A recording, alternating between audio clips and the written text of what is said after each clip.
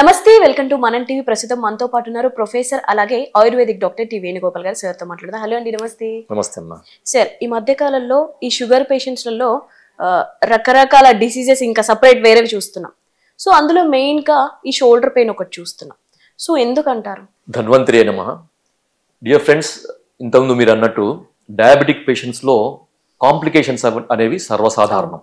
Okay, అవి vascular కానీ, తర్వాత న్యూరోమస్కులర్ కానీ, లేకపోతే జాయింట్స్ రిలేటెడ్ కాంప్లికేషన్స్ అనేవి సాధారణంగా చాలా మందిలో చూస్తున్నాయి ఈ మధ్య.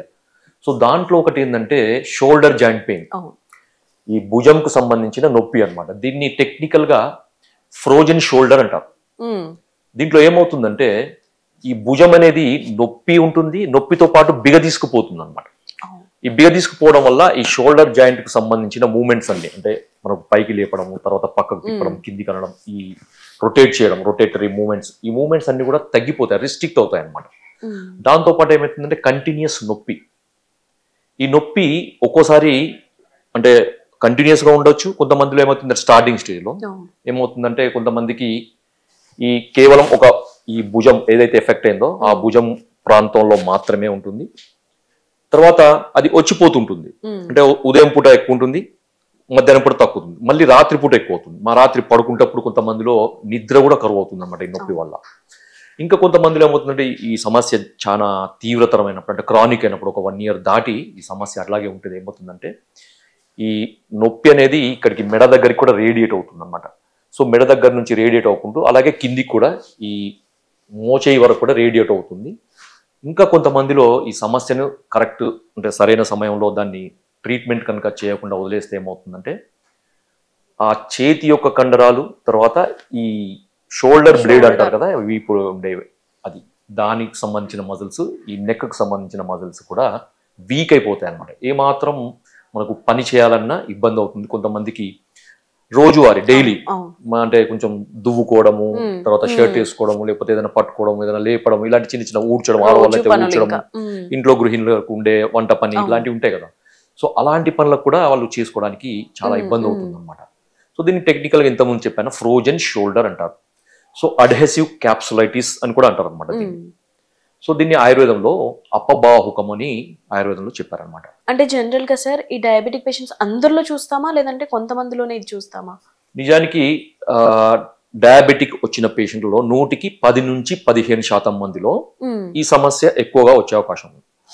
సో కారణం ఏంటంటే ఆయుర్వేద సిద్ధాంతం ప్రకారం ఏమంటారంటే షుగర్ వచ్చిన వాళ్ళలో సంధిశ్లతత్వం, అంటే సంధి క్షీణత, అంటే జాయింట్ యొక్క మొబిలిటీ లేకపోతే స్ట్రెంగ్త్ అనేది తగ్గిపోవడం అన్నమాట. జాయింట్ లో ఏదైతే ఆ పటుత్వం ఉంటుంది కదా, సో ఆ పటుత్వం అనేది ఉండదు. అది బై డిఫాల్ట్ ఈ డయాబెటీస్ ఉన్న వాళ్ళలో తొందరగా వస్తుంది, ఎక్కువ పర్సంటేజ్, అంటే తీవ్రత ఎక్కువ ఉంటుంది. అందరిలో చూస్తామా సార్?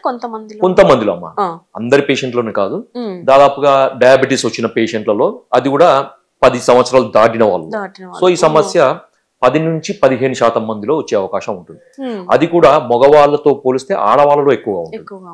సో మెనోపాస్ స్టేజ్ దాటిన వాళ్ళలో, డయాబెటీస్ ఉన్న వాళ్ళలో ఈ సమస్య మిగతా వాళ్ళతో పోలిస్తే కొంచెం ఎక్కువగా వచ్చే అవకాశం ఉంటుంది అన్నమాట. జనరల్ గా ఎలా తగ్గించుకోవాలి అంటారు సార్ దీన్ని? దీంట్లో మనకి ఆయుర్వేదంలో చాలా చక్కటి పరిష్కారాలు ఉన్నాయి. ముఖ్యంగా ఈ సమస్య తీవ్రతను బట్టి కూడా మనకి ఈ చికిత్సా విధానాలన్నీ మారుతాయి. ఓకే, ఈ సమస్య మొదటి స్టేజ్ లో, అంటే ఇది షోల్డర్ పెయిన్ స్టార్ట్ అయ్యి, అంటే ఈ ఫ్రీజ్ అంటారు కదా, frozen shoulder, range of movements అనేవి మధ్యస్థంగా ఉన్నప్పుడు, అంటే కొంతమందికి ఏమాత్రం లేవదనమాట, ఇంకా చెయ్యి మూమెంటే ఉండదు, చాలా తీవ్రం. కొంతమందికి కొద్ది వరకు లేస్తుంది అనమాట, కొంచెం మూమెంట్ ఉంటుంది కొద్ది వరకు. సో అలాంటిది మనం కొంచెం స్టార్టింగ్ స్టేజ్ లో అనుకోవచ్చు, లేకపోతే సంవత్సరం లోపల అనుకోవచ్చు. సో అలాంటి వాళ్ళలో కొన్ని రకాల మందులు, ఇంటర్నల్ మందులు, దాంట్లో నేను పేరు చెప్తాను, మీరు కావాలంటే రాసుకోండి. దీనికి త్రయోదశాంగ గుగ్గులు అని ఉంటాయి అనమాట. ఇది ఆయుర్వేద షాప్ లో దొరుకుతాయి మీకు, త్రయోదశాంగ గుగ్గులు.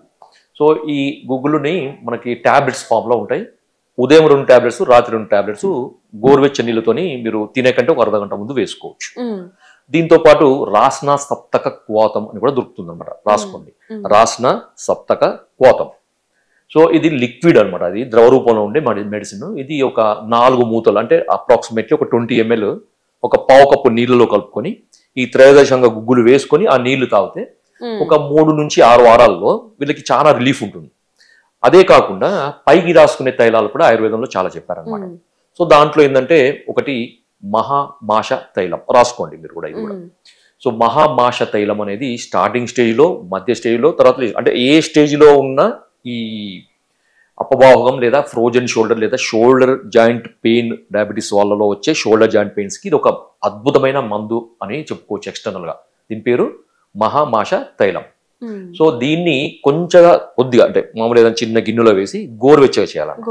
గోరువెచ్చగా చేసి ఆ గోరువెచ్చగా ఉన్న ఆయిల్ని మనకి షోల్డర్ జాయింట్ మీద రోజు కూడా మర్దన చేయాలన్న.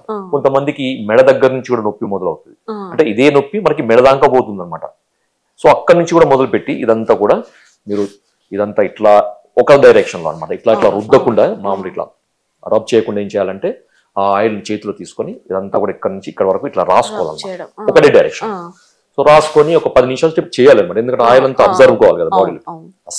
స్కిన్ నుంచి మజిల్ కి, ఆ మజిల్ నుంచి జాయింట్ కి, ఆ లోపలికి అది మజిల్ లోపలికి ఆయిల్ అబ్జర్వ్ అయినప్పుడే అక్కడ జాయింట్ మెత్తబడుతుంది అన్నమాట. మెత్తబడ్డప్పుడు అక్కడ పెయిన్ అని తగ్గుతుంది, రేంజ్ ఆఫ్ మూవ్మెంట్ అని తగ్గుతుంది. ఇక్కడ జరిగేది ఏంటంటే మీకు ఈ ఫ్రోజన్ షోల్డర్ లో జరిగేది ఏంటంటే మనకి ఈ హ్యూమరస్ అంటారు, ఈ బోన్ ని హ్యూమరస్ అంటారు. ఇది గ్లీనో హ్యూమాడ్ క్యావిటీ అంటారు. ఇది ఎట్లా ఉంటుందంటే మనకి బాల్ అండ్ సాకెట్ జాయింట్ అనమాట. అంటే ఇది హ్యూమరస్ హెడ్, తర్వాత ఇది ఇక్కడ మనకుండే కప్పు లాంటి శీలం. సో సాకెట్ బాల్, సో ఇట్లా తిరుగుతుంది అనమాట. సో లోపల మనకి మూవ్మెంట్ ఎట్లా ఉంటుంది కదా, సో ఆ మూవ్మెంట్ ఈ తిరగడం వల్ల అవుతుంది అనమాట. దీంట్లో ఏమవుతుందంటే దీని మీద ఒక క్యాప్సుల్ ఉంటుంది అనమాట. ఈ జాయింట్ ని కప్పేసి ఒక క్యాప్సుల్ లాగా ఉంటుంది, ఒక నిర్మాణం, ఒక ఫైబ్రస్ టిష్యూ అనమాట. అది గట్టి పడుతుంది అనమాట. సో దానివల్ల ఈ మూవ్మెంట్ అనేది మనకి తగ్గుతుంది. జాయింట్ బాగానే ఉంటుంది, కానీ జాయింట్ మీద ఉండే ఒక క్యాప్సుల్ లాంటిది అది గట్టి పడుతుంది అనమాట. ఇట్లా బిగ తీసుకుపోతుంది, బిర్ర దిగి తీసుకుపోతుంది అనమాట, అది గట్టి పడుతుంది. సో ఆ గట్టిపడిది మనకి మెత్తబడడానికి ఇప్పుడు ఈ మహామాష తైలము చాలా ఉపయోగపడుతుంది. ఎప్పుడైతే మెత్తబడుతుందో మూవ్మెంట్స్ ఆటోమేటిక్ గా వస్తాయి, పెయిన్ కూడా తగ్గిపోతుంది. సో ఈ మహామాష తైలం పైకి రాసి తర్వాత పై నుంచి స్వేద కర్మ అంటారు, అంటే ఏదన్నా స్టీమ్ చేయడం. ఆ స్టీమ్ ఏంటంటే మనకి ఆవిరి పట్టడం, అంటే వేడి నీళ్ళతోని మనం ఆవిరి పట్టడం, లేదా మనకి ఇంట్లో దొరికే గల్ల ఉప్పు ఉంటుంది కదా, గల్ల ఉప్పును మూకుల్లో వేడి చేసి ఏదన్నా కర్చీఫ్ సైజ్ లో ఉండే గుడ్డ కట్టేసి దాంతో కాపడం పెట్టాలి. సో దీనివల్ల ఆయిల్ లోపలికి తొందరగా అబ్జర్వ్ అవుతుంది, పెయిన్ కూడా రిలీవ్ అవుతుంది. సో దీనివల్ల కూడా ఈ పెయిన్ తగ్గిపోతుంది. తర్వాత ఇంకా జాయింట్ చాలా ఫ్రీజ్ అయిపోయి ఏమాత్రం కూడా మూవ్మెంట్ లేని పరిస్థితుల్లో, నొప్పి చాలా తీవ్రతగా ఉన్న పరిస్థితుల్లో ఆయుర్వేదంలో మనకి ఇంకొక అద్భుతమైన చికిత్సా విధానం చెప్పారనమాట. దాని పేరేమంటారంటే అగ్నికర్మ, అంటే థర్మోకాటరైజేషన్ అని మనకి టెక్నికల్ గా అంటారు అన్నమాట. అంటే దీనికి ఏం చేస్తారంటే ఒక స్వర్ణ శలాక, అంటే గోల్డ్ తో చేసిన ఒక చిన్న పుల్ల అన్నమాట. సో ఆ పుల్లను ఏదన్నా ఫార్సెప్ తో పట్టుకొని ఒకవైపు ఒక ఎండ్ మనకి షోల్డర్ జాయింట్ దగ్గర, పెయిన్ దగ్గర ఇంకో వైపు నుంచి హీట్ మనం ట్రాన్స్మిట్ చేస్తాం. సో ఆ హీట్, ఒక సస్టైన్డ్ హీట్ అనేది మనకి మెల్లమెల్లగా ఆ గోల్డ్ అంటే స్వర్ణ శలాక నుంచి ఇక్కడికి ట్రాన్స్మిట్ అయ్యి ఇక్కడ ఉన్న పెయిన్ అనేది తగ్గిపోతుంది. ఇది చాలా అంటే అందరిలో కాదు, 100కి అంటే ఈ ట్రీట్మెంట్ చేయించుకున్న 100కి ఒక 30 నుంచి 60% మందిలో ఇమ్మీడియట్ రిజల్ట్ ఉంటుంది అనమాట. అంటే మనం ట్రీట్మెంట్ చేసిన 5 మినిట్స్, అంటే విత్ ఇన్ 5 మినిట్స్ అప్పటి వరకు బిగ తీసుకుపోయి ఎంతో ఇబ్బంది పడుతున్న జాయింట్ కూడా పూర్తిగా లేస్తుంది, ఈ మాత్రం రేంజ్ ఆఫ్ మూవ్మెంట్ వచ్చేస్తుంది ఇమ్మీడియట్ గా. సో ఇలాంటి ట్రీట్మెంట్లు ఆయుర్వేదంలో కూడా ఉన్నాయి. ఇంకా కావాలంటే కూడా ఆయుర్వేద మనకి పంచకర్మ సెంటర్లో కానీ ఆయుర్వేద సెంటర్లో చేసే ట్రీట్మెంట్స్ కూడా చాలా ఉన్నాయి, మందులు కూడా ఉన్నాయి అనమాట. అయితే దీనికి ఏంటంటే చాలా మంది అంటారు ఇది ఫిజియోథెరపీ చేయించాలి, లేదు అంటే సర్జరీ చేయించాలి, సర్జరీ మాత్రమే అల్టిమేట్ సొల్యూషన్ అంటారు కదా కొన్నిటికి.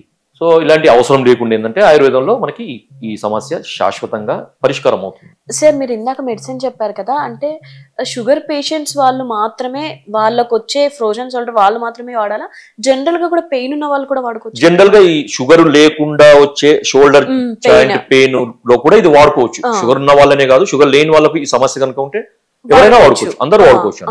ఆడవాళ్ళకైనా మగవాళ్ళైనా కానీ ఎవరైనా వాడుకోవచ్చు అమ్మా, ప్రాబ్లం ఏం లేదు. Right sir, thank you. Thank you, Amma.